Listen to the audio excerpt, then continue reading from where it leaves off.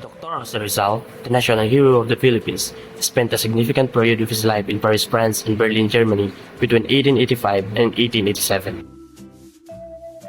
During this time, he pursued further medical studies, engaged in intellectual activities, and completed his most influential novel, No Limit Hungary. Universidad Central de Madrid. After completing his medical studies at the Universidad Central de Madrid, Rizal traveled to Paris in 1885 to specialize in ophthalmology. Rizal in Paris, 1885 to 1886. He worked under the renowned Dr. Louis de Wicker, a famous ophthalmologist, to gain expertise in treating eye diseases. Further studies in ophthalmology. With this, he studied very well to gain more knowledge and experience for one reason.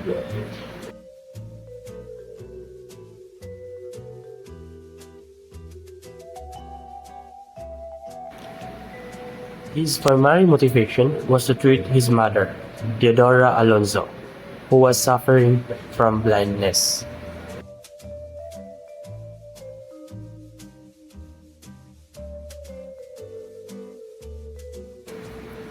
In Paris, Rizal worked with fellow Filipino reformists like Graciano Lopez Haina and Marcelo H. del Pilar in the propaganda movement, advocating for the Philippine reforms under Spanish rule.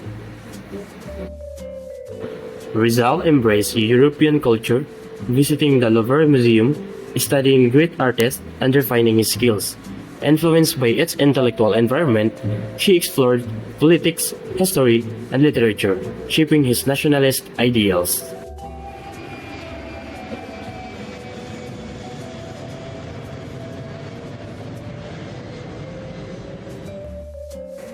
In February 1886, Rizal moved to Germany to continue his medical training and broaden his knowledge in various fields. He traveled to Heidelberg, Leipzig, and finally Berlin. Rizal in Berlin, Germany, 1886 to 1887. He trained under Dr. Otto Becker, another distinguished ophthalmologist, and continued his eye specialization. During this time, Rizal developed a deep admiration for German discipline, scientific advancement, and educational systems. He became a member of Anthropological Society of Berlin and the Ethnological Society of Berlin, where he presented his studies on the pre-colonial culture of the Philippines.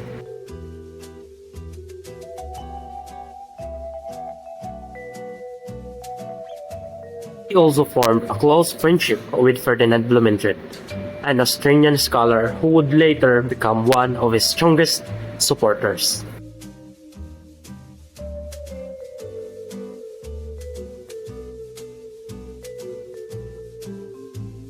Berlin played a crucial role in Rizal's literary career, as it was here that he completed and published his novel Noli Me Tangere in 1887.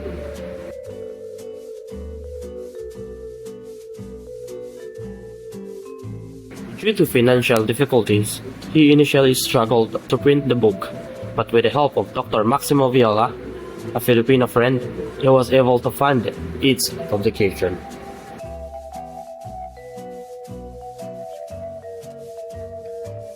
Rizal's time in Europe enhanced his ophthalmology skills, enabling him to help fellow Filipinos, especially his mother. His interaction with scholars and reformists strengthened his nationalist ideals. Noli Me Tangere became a catalyst for the Philippine independence. Rizal's time in Paris and Berlin shaped him as a reformist and national hero. His literary and intellectual work fueled the nationalist movement, paving the way for the Philippine independence. Gracias.